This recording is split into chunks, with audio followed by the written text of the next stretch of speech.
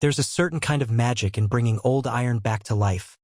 A satisfaction that settles deep in your bones when an engine that's been silent for years coughs, sputters, and then roars into a grudging symphony. I've always been a tinkerer, a guy who finds solace in the smell of grease and the challenge of a stubborn bolt. My suburban two-car garage, much to my wife Sarah's patient amusement, has always been more workshop than car park.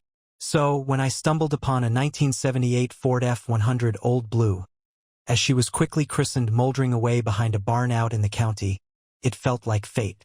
She was rough, no doubt about it. Rust had nibbled at her fenders, the paint was faded to a dusty memory of its former glory, and the interior smelled faintly of mice and regret. But beneath the neglect, there was a solid frame, a V8 lump that, with enough persuasion, might just breathe again, and that unmistakable honest-to-God character that modern trucks just can't replicate.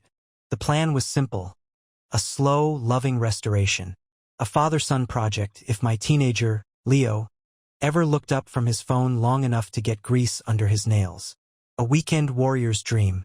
We live in a decent neighborhood, the kind with manicured lawns and an omnipresent homeowners association, Willow Creek Estates HOA, presided over by the ever-vigilant Ms. Agnes Periwinkle. Now, I'm not inherently anti-HOA.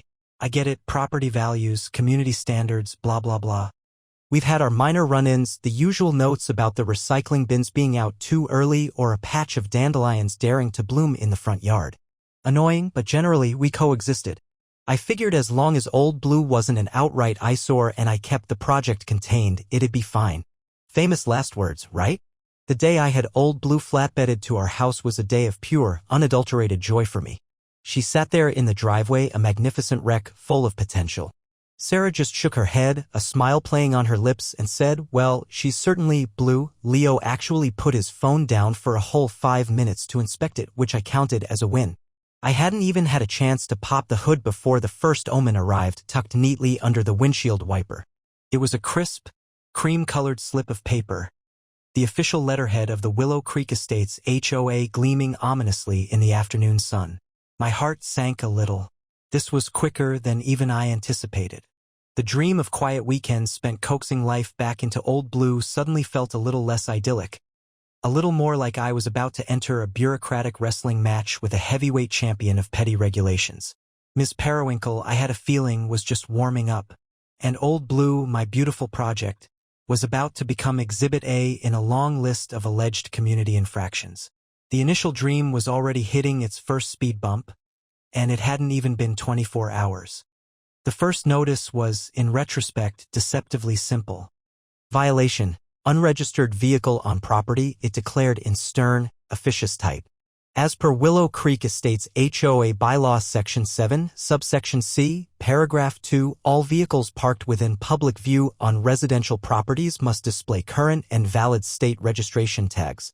Failure to comply within 7 days will result in a fine of $50 and escalating penalties thereafter. Signed, of course, Ms. Agnes Periwinkle, President. $50. Annoying, but not the end of the world. Okay, I said to Sarah, trying to sound more nonchalant than I felt. Fair enough. She's not tagged yet. I was planning on getting that sorted anyway. The truth was, in my excitement to get Old Blue home, the immediate niceties of DMV paperwork had slipped my mind. The truck had come with a bill of sale, and I knew the process, just hadn't initiated it. So, the next few days were a blur of DMV forms, trips to the county office, and the special kind of soul-crushing bureaucracy that only a government agency can provide. It turned out there was a slight hiccup with the VIN verification, something about a faded stamp on the chassis requiring an extra inspection. It took longer than the HOA's arbitrary 7-day deadline. Naturally. On day 8, another cream slip appeared. Second notice: unregistered vehicle. Fine of $50 assessed. Please remit payment within 15 days. Vehicle must be tagged or removed from property. I called the HOA management office, the faceless entity that served as Ms. Periwinkle's administrative arm. I explained the VIN issue. The DMV delay assured them the tags were in process. The person on the other end, a bored-sounding drone named Kevin, was spectacularly unhelpful. The bylaws are clear, sir. The deadline has passed, no exceptions, no understanding, just the relentless march of petty rules. Finally, after what felt like an eternity, the shiny new plates arrived. I affixed them to Old Blue with a sense of minor triumph. I even took a photo and emailed it to the HOA office, a little digital, so there. I paid the $50 fine, grumbling but wanting to put this initial skirmish behind me. For a blissful week or two, there was peace. I started cleaning out Old Blue's cab, vacuuming up decades of dust and forgotten relics. I made a list of parts I'd need, browsed online forums for restoration tips, and generally just enjoyed the anticipation of the project. I'd even catch Leo eyeing the truck with a spark of interest, asking a few tentative questions about engines and carburetors. Maybe this father-son thing would happen after all. I made sure to keep the driveway tidy, tools put away, nothing that could be construed as an eyesore. I was trying to be a good neighbor, a responsible HOA member, despite their initial trigger happiness. Little did I know, Ms. Periwinkle's surveillance network was far more sophisticated and her definition of violation far more elastic than I could have imagined. The absence of tags had just been the appetizer. The main course of HOA harassment was yet to be served. The period of calm was, of course, the calm before the storm. Or, in this case, the calm before the second HOA notice, which arrived with the morning paper as if delivered by a particularly vindictive newsboy. This one was a doozy. Violation, inoperable vehicle parked in continuous unmoved state, it proclaimed. As per Willow Creek Estates HOA Bylaw Section 7, Subsection D, Paragraph 4, vehicles determined to be in a non-running or inoperable condition or vehicles that remain parked in the same visible location for an extended period, exceeding 14 days without demonstrable movement or use are considered a nuisance and are subject to fines. A fine of $150 has been assessed. My jaw tightened. Inoperable? Unmoved. I sputtered to Sarah, waving the notice. I drove it just last Tuesday. Took it to the hardware store. Leo was with me. Old Blue wasn't a daily driver yet, not by a long shot. She was cantankerous, coughed a bit on cold starts, and her brakes were spongier than I liked. But inoperable? Absolutely not. She had a heart, albeit a slightly asthmatic one. Demonstrable movement?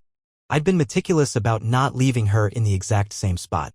I'd nudge her forward a foot, back a foot, angle her slightly differently every few days, precisely to avoid this kind of accusation, even though the rule about extended period seemed designed for genuinely abandoned jalopies, not active projects. This wasn't just an oversight, this felt personal. This felt like Ms. Agnes Periwinkle had her binoculars trained on my driveway, just waiting for an excuse. I immediately called the HOA office again. Kevin, my favorite drone, answered. "Mr. Henderson," he said, his voice flat. "The notice stands. The vehicle was observed by a board member to be in the same approximate location for over 14 days and appears to be in a state of disrepair." Appears to be, I countered, trying to keep my voice even. Did this board member attempt to ascertain if it runs? Did they check the odometer? Because I can assure you it runs, and it has been moved. I have receipts from local stores I've driven it to. My son can vouch for it. Sir, the board member's observation is sufficient. If you dispute the fine, you can submit a written appeal to the board within 10 days, a written appeal, to the same board that made the accusation based on a drive-by glance. The fox guarding the henhouse didn't even have the sweet a deal. That afternoon, I saw Ms. Periwinkle herself walking her yappy little poodle past my house. She didn't look at me, but her eyes flicked towards Old Blue, a tiny, almost imperceptible smirk on her face. That did it. I wasn't going to just roll over. I marched over to her. "Ms. Periwinkle," I began, trying for polite but firm. "About this latest notice for my truck. It's not inoperable and it has been moved. I'm happy to start it for you right now." She stopped, tugging lightly on her poodle's leash, and finally deigned to look at me. Her expression was one of carefully cultivated patience, the kind you might use on a particularly dim-witted child. "Mr. Henderson," she said, her voice smooth as silk but with an undertone of steel. "The bylaws are in place to maintain the aesthetic appeal and property values of our community. A vehicle in such a condition, parked indefinitely in a driveway, is simply not in keeping with those standards. Whether it sputters to life occasionally is, frankly, beside the point if its primary function appears to be that of a stationary lawn ornament. Old Blue, a future classic, a piece of American automotive history dismissed as a lawn ornament. The sheer condescension was infuriating. "It's a restoration project, Ms. Periwinkle," I said, my jaw tight. "A classic truck.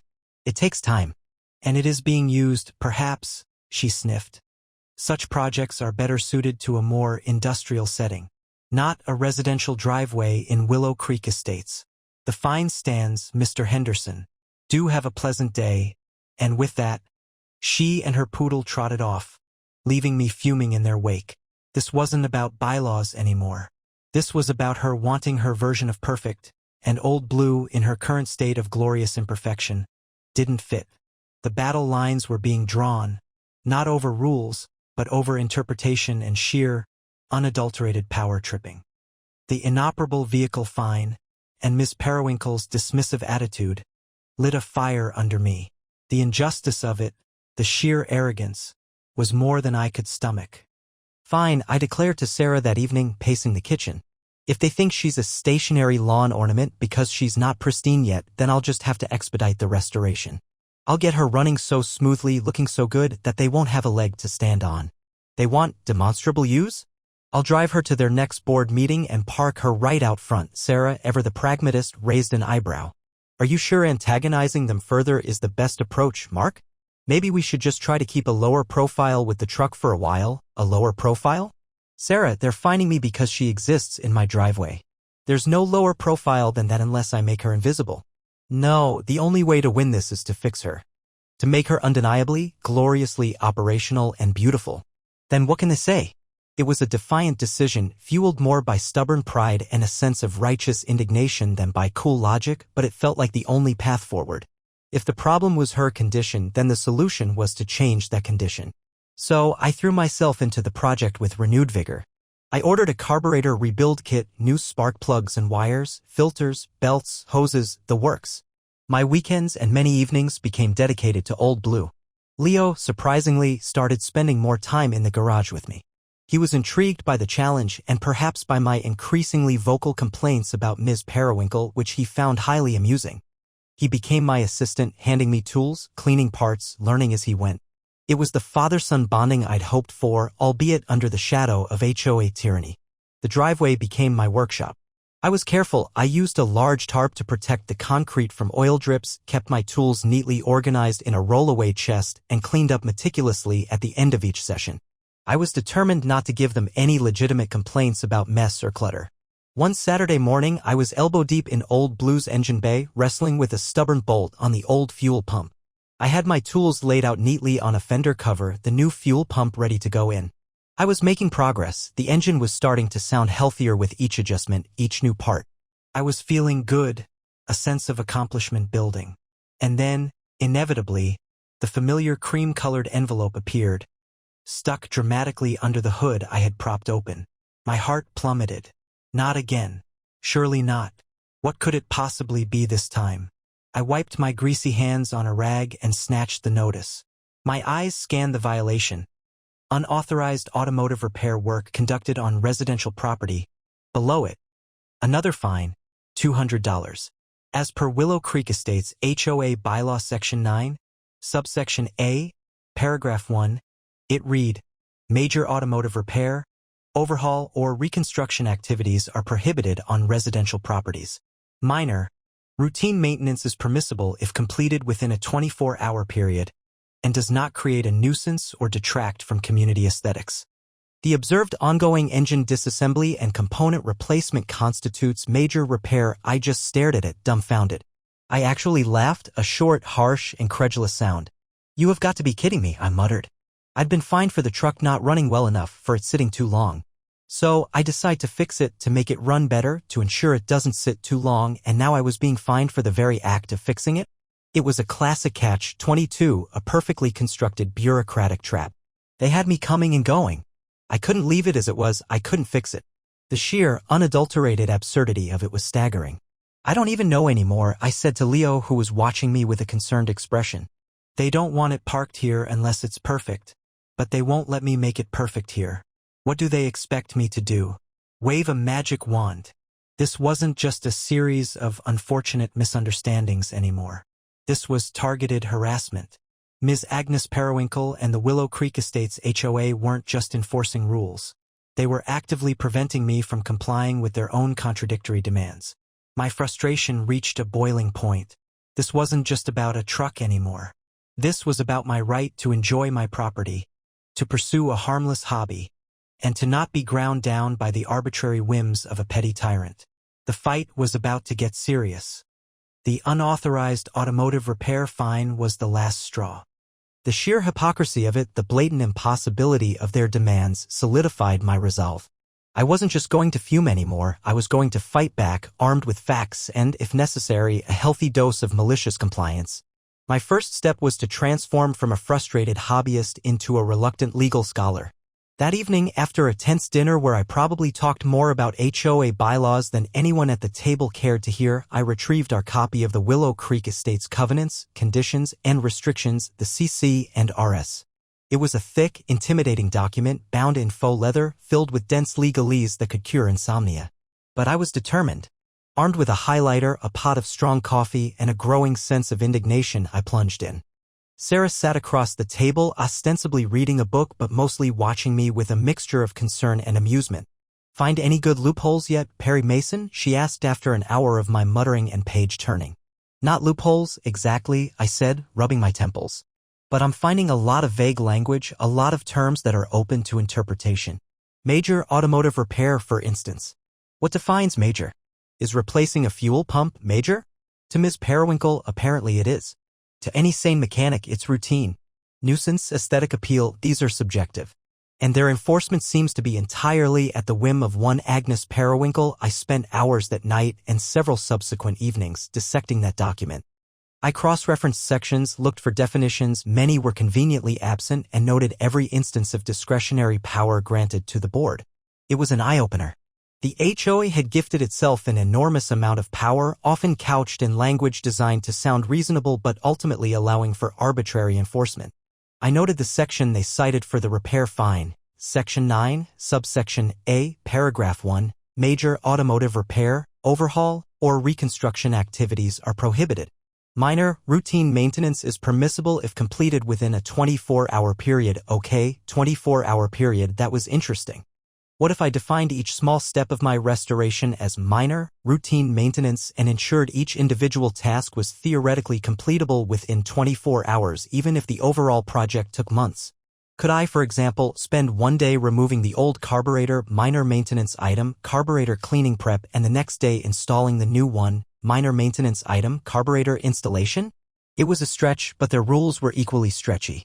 I also started talking to my neighbors more than just the usual wave and hello. I casually brought up my truck situation with Bob from across the street, who'd always seemed like a reasonable guy. His eyes lit up with a familiar frustration. "Tell me about it," he sighed. "Last spring, Periwinkle tried to fine me because my kid's basketball hoop was, and I quote, encroaching on the visual harmony of the sidewalk. It was on my driveway, 6 feet from the sidewalk." Another neighbor, Maria down the block, had a horror story about being forced to repaint her front door because the shade of blue she'd chosen was not an approved heritage color, despite there being no official list of heritage colors. It became clear that I wasn't alone. Ms. Periwinkle's reign of pickiness had alienated a fair number of residents, though most, like Bob and Maria, had eventually just caved to avoid further hassle. This was valuable information. There was a latent dissatisfaction here, a potential for collective action if things got bad enough.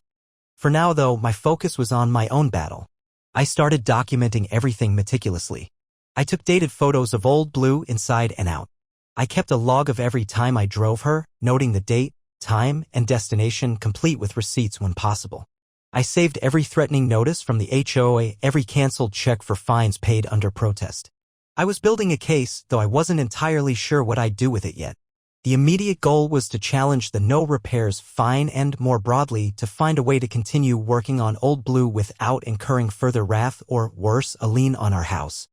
The path forward was still murky, but for the first time since this whole ordeal began, I felt a flicker of something other than pure frustration, a glint of strategic thinking.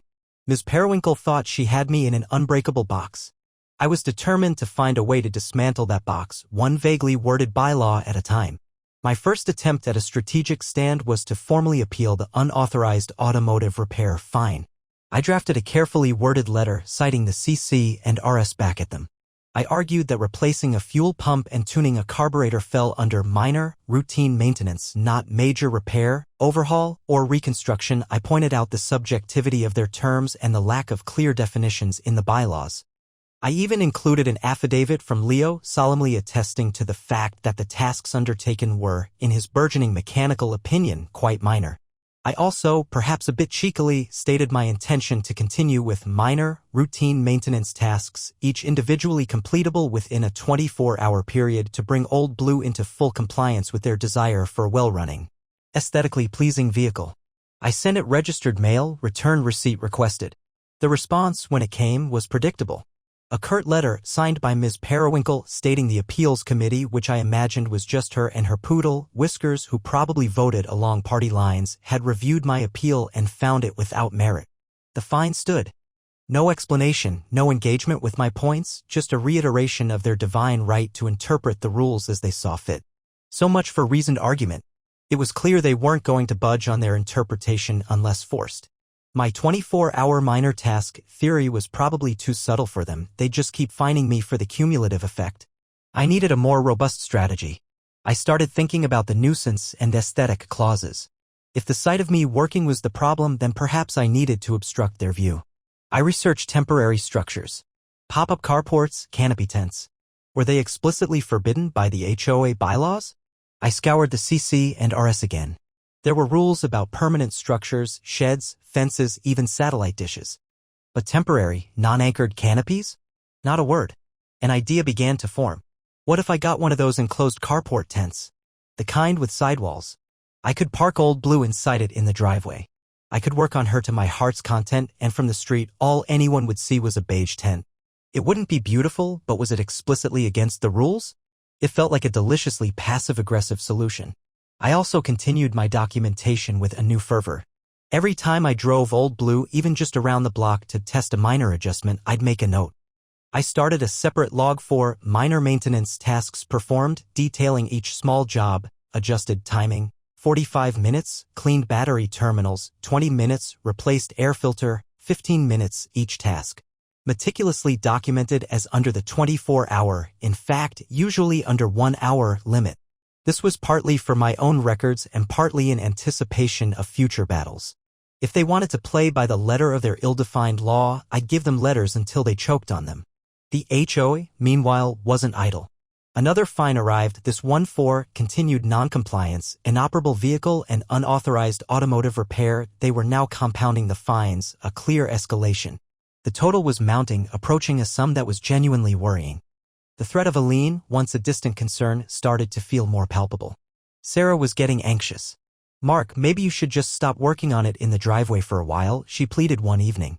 "Can't you find a friend's garage or something?" This is getting out of hand. I understood her fear. But the thought of surrendering, of letting Ms. Periwinkle win through sheer attrition, rankled deeply. "But that's what she wants, Sarah. For me to give up. If I move the truck, she wins. If I stop working on it, she wins because it stays inoperable. There has to be a way to do this here, on my own property." My small acts of defiance, the detailed logs, the appeal letters, felt like tiny pebbles against a tidal wave. I needed something bigger, something that would shift the dynamic. The carport tent idea was looking more and more appealing. It was a gamble. They could try to rule against it after the fact, invent another interpretation. But it felt like a fight worth having, a way to reclaim my space and my project, one canvas wall at a time. The battle for Old Blue was escalating, and I was digging in for a protracted siege. The decision to escalate with the carport tent wasn't taken lightly. I spent a good week mulling it over, rereading the HOA bylaws for any conceivable clause Ms. Periwinkle could twist to forbid it. Finding none that specifically addressed temporary, non-anchored canopy structures, I decided to proceed. It felt like a calculated risk, a way to call their bluff on the aesthetic and nuisance complaints while technically, I hoped, remaining within the letter of their law. I ordered a heavy-duty 10 by 20 foot enclosed carport tent online. Beige, deliberately unobtrusive. When it arrived in several large, heavy boxes, Leo helped me unpack it. "So, this is your secret weapon against the HOA boss?" he asked, a grin on his face. He was finding the whole saga increasingly entertaining, a real-life David versus Goliath playing out in our driveway. "Something like that, kiddo," I said. "If they don't want to see me working on Old Blue, then they won't see me working on Old Blue." Erecting the tent took the better part of a Saturday morning. We anchored it with sandbags, not permanent stakes, an important distinction. Once up, it completely enveloped Old Blue, transforming a section of our driveway into a private, albeit canvas-walled, workshop. From the street, it was just a large, featureless beige rectangle. Not exactly a prize-winning landscape feature, but arguably less aesthetically disruptive than a half-disassembled truck. I waited, half expecting Ms. Periwinkle to materialize instantly, notice in hand. Nothing. Sunday passed peacefully. I spent a few hours inside the tent, happily tinkering with Old Blue's carburetor, the muffled sounds of my work contained, the sight of it hidden. It was blissful. For a whole week, silence from the HOA. No new notices, no passive-aggressive poodle walks past my house. I started to allow myself a sliver of hope. Maybe, just maybe, this was working. During this time, I also intensified my efforts to connect with other dissatisfied neighbors. I wasn't trying to incite a rebellion, not yet, but I wanted to gauge the general sentiment and gather more stories. I had a chat with Mr. Henderson from 2 streets over, no relation, just an unfortunate coincidence of names that probably confused the HOA records to no end. Who was fighting a ridiculous battle over the type of gravel he'd used for a small landscaping feature. Then there was Mrs. Davis, who'd been cited because her wind chimes were allegedly exceeding permissible decibel levels, a claim made without any actual sound measurement. The more I talked to people, the clearer it became that Ms. Periwinkle's arbitrary enforcement and subjective interpretations were a systemic problem, not just a personal vendetta against me and Old Blue. Many residents were frustrated but felt powerless or simply didn't have the time and energy to fight every petty infraction. This was more than just about my truck, it was about an abuse of power that affected the whole community. The HOA, however, was not to be underestimated. Just as I was starting to relax, thinking my tent strategy had succeeded, the next envelope arrived. This time, it was thicker. My heart sank. Inside, there was a new fine, but also something far more ominous, a notice of intent to levy special assessment for bylaw interpretation and legal consultation fees, and a formal warning regarding unapproved temporary structures.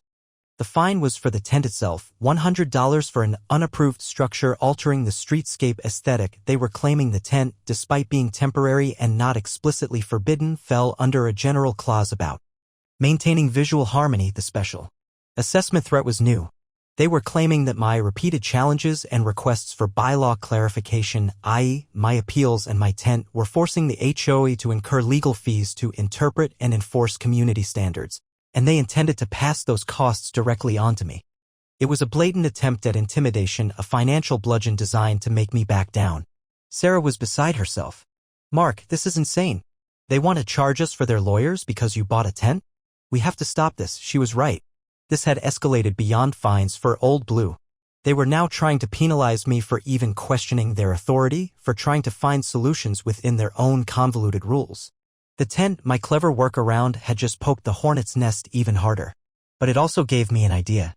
If they were bringing lawyers into it, maybe I needed to be better prepared on that front too.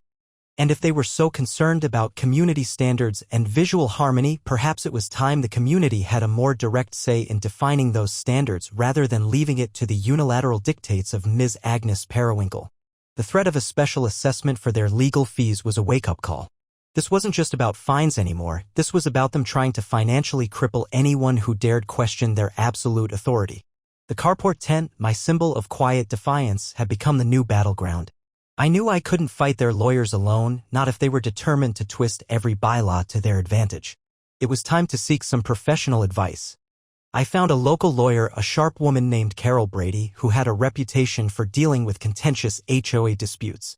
I laid out the whole saga for her, the initial tag fine, the inoperable vehicle nonsense, the no repairs catch-22, my carport tent solution, and now the fines for the tent and the threatened special assessment.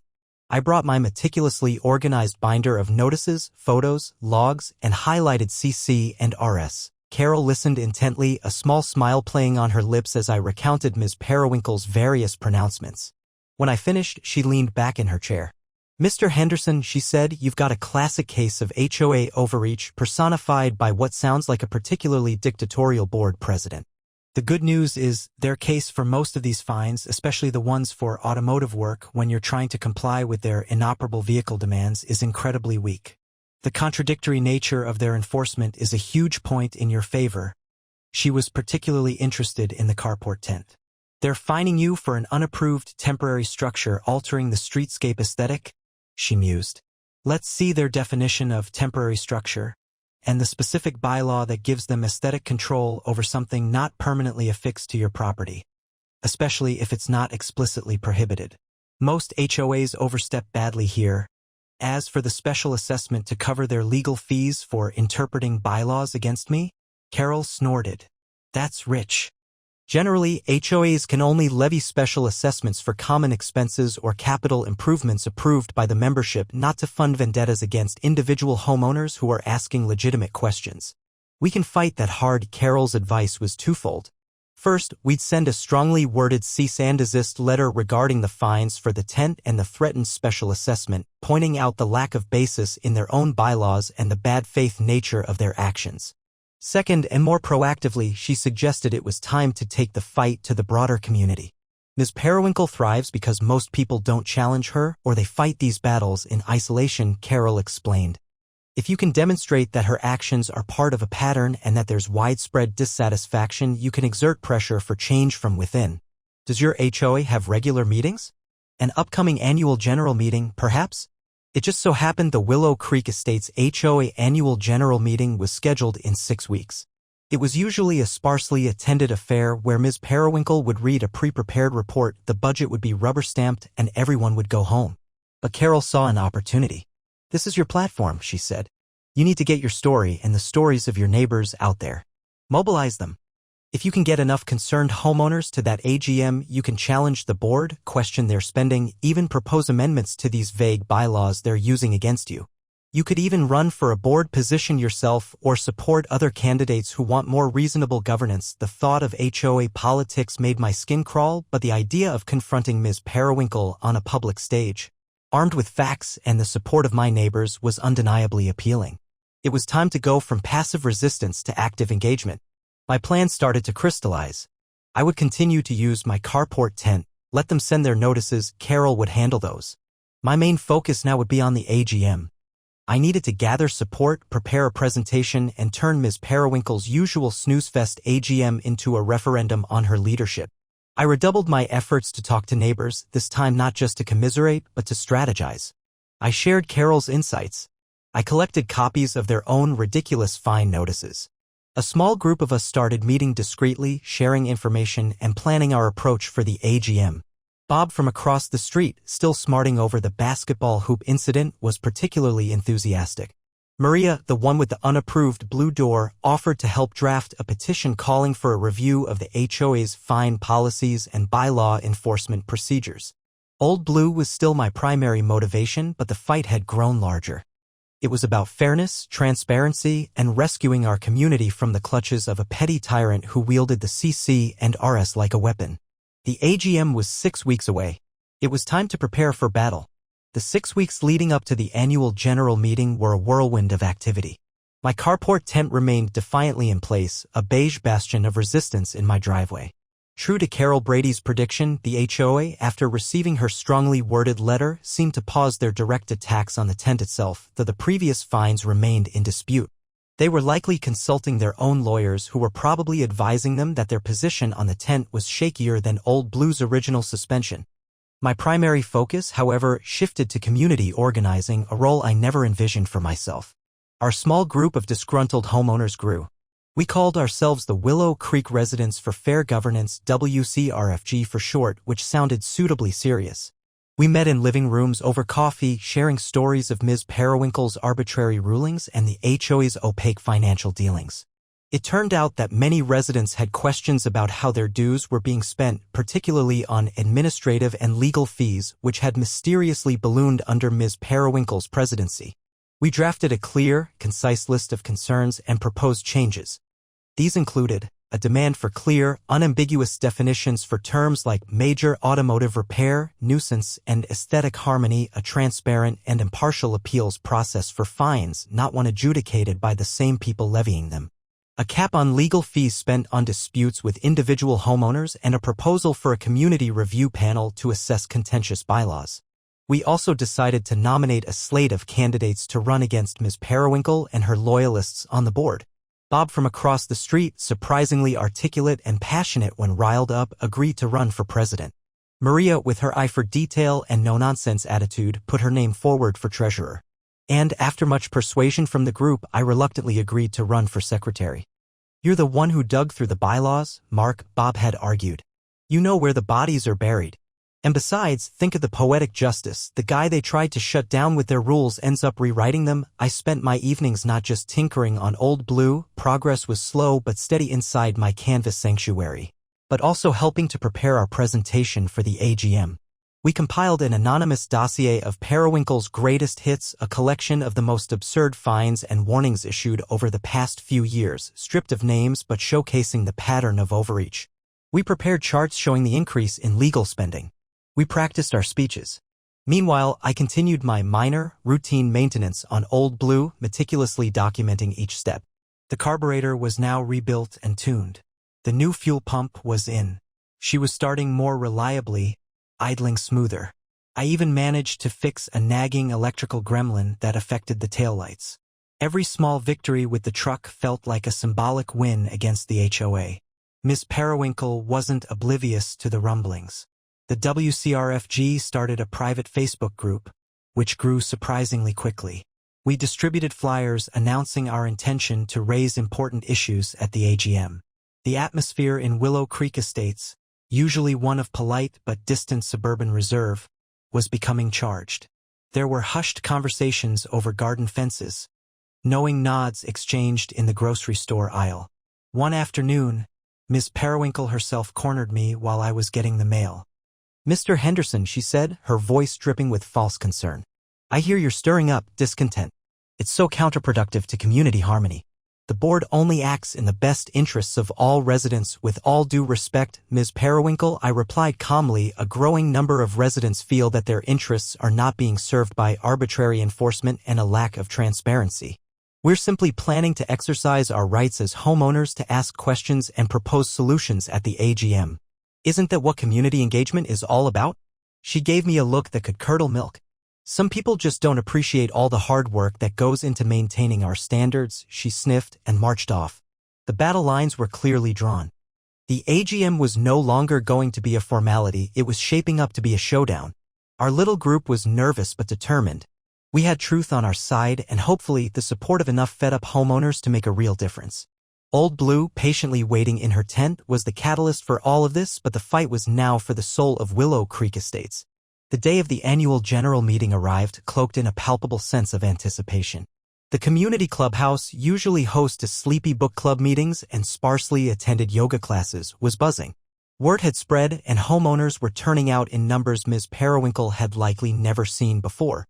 Our WCRFG group had done its job. We'd set up a small table near the entrance with our list of concerns and candidate bios, and the response was overwhelmingly positive. People were eager for change.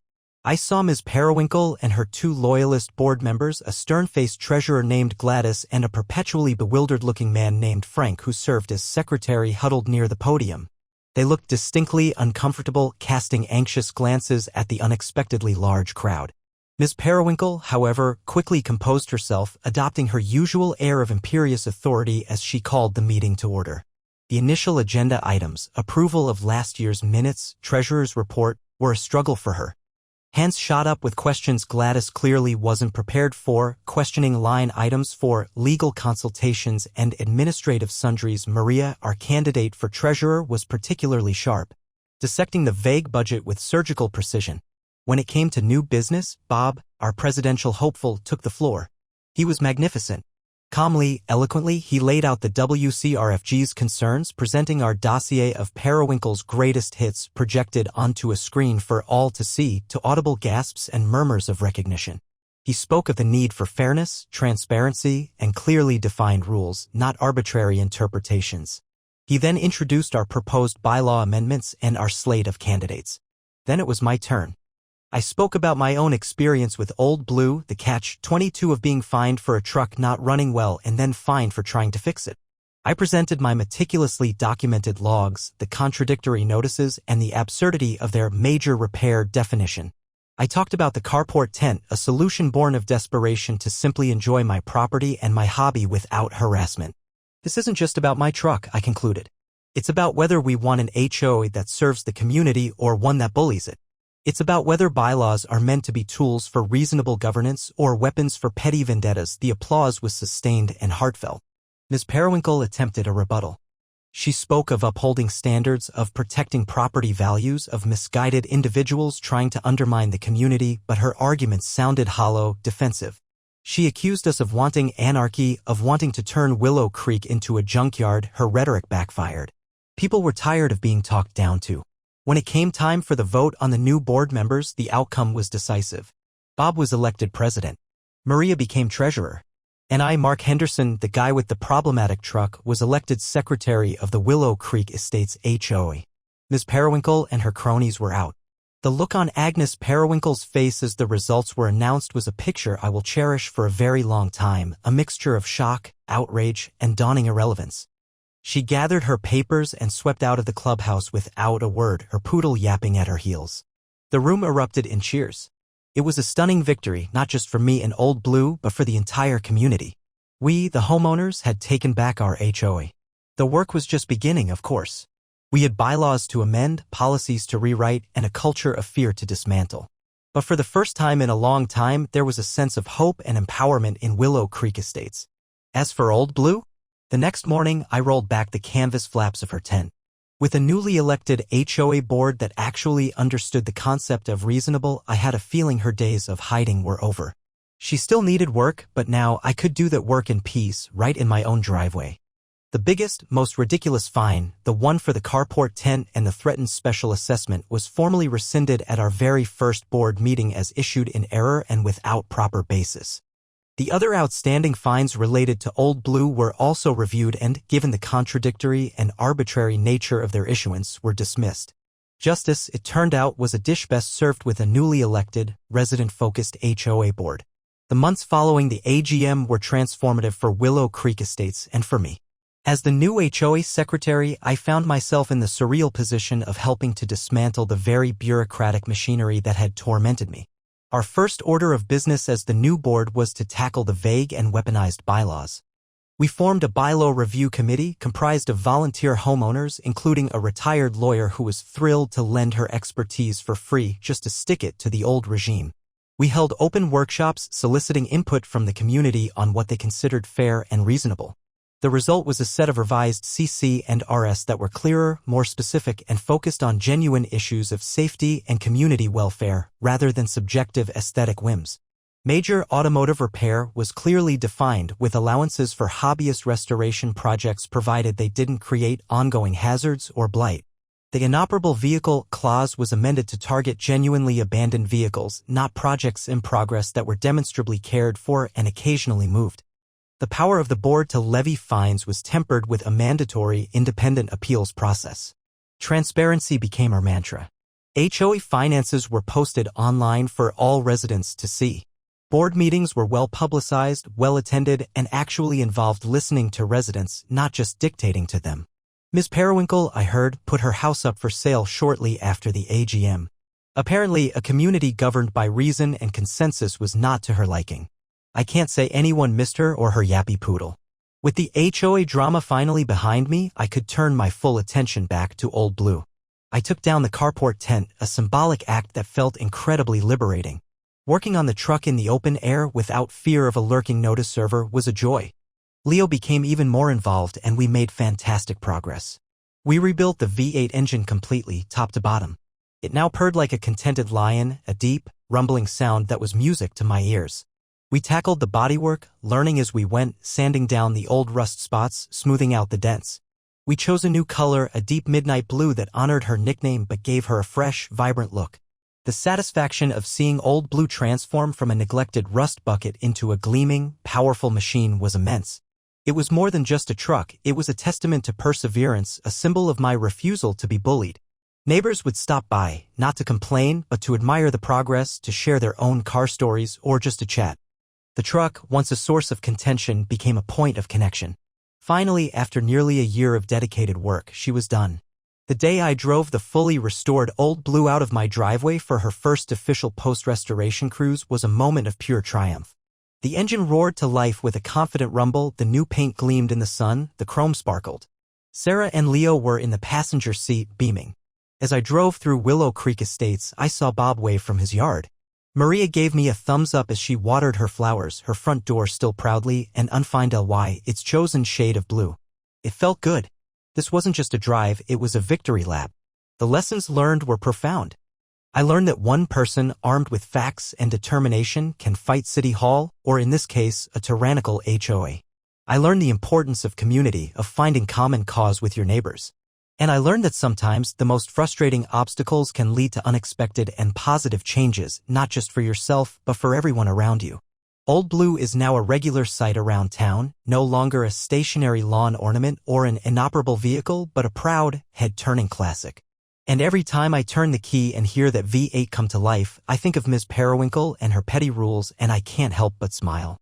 We didn't just fix a truck, we fixed a community. And that, even more than the sweet sound of a perfectly tuned engine, is the most satisfying part of the whole story.